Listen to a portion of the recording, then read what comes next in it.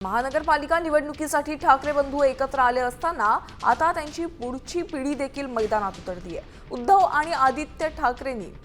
महापालिका उमेदवारांचं मार्गदर्शन केलेलं आहे। मुंबईकरांना आपण हक्काचं घर देणार असून पुढच्या 5 वर्षात 1 लाख घरे देणार असल्याचं आदित्य ठाकरे यांनी मुंबई महापालिका निवडणूक लढवणाऱ्या उमेदवारांना मार्गदर्शन करताना म्हटलंय।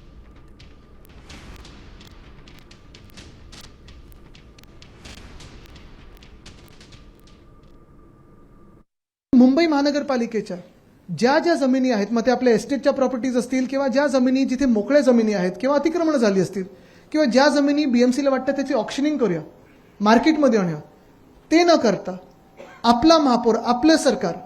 आपली महानगरपालिका ह्या सर्व प्रॉपर्टीजवर स्वतःच्या इमारती बांधेल आणि त्या इमारतींमध्ये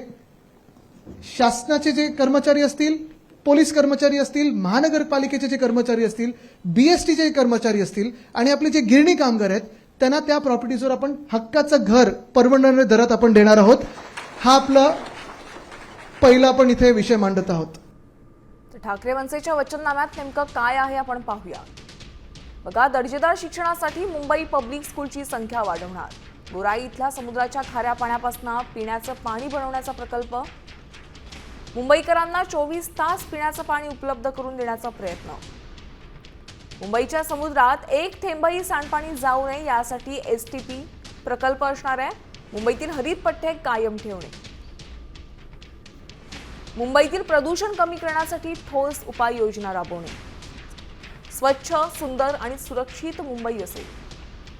तसंच खड्डेविरहित रस्ते चालण्यायोग्य पदपात आणि फेरीवाल्यांसाठी विशेष प्लाझा असेल, पालिका रुग्णालयांमध्ये स्वस्तात दर्जेदार उपचार सुविधा, शिवाय सफाई कामगार आणि महापालिकेच्या कर्मचाऱ्यांसाठी घरकुल योजना असणार आहे, गावठाण आणि कोळीवाड्यातील मूळ बांधकामे अधिकृत करणार,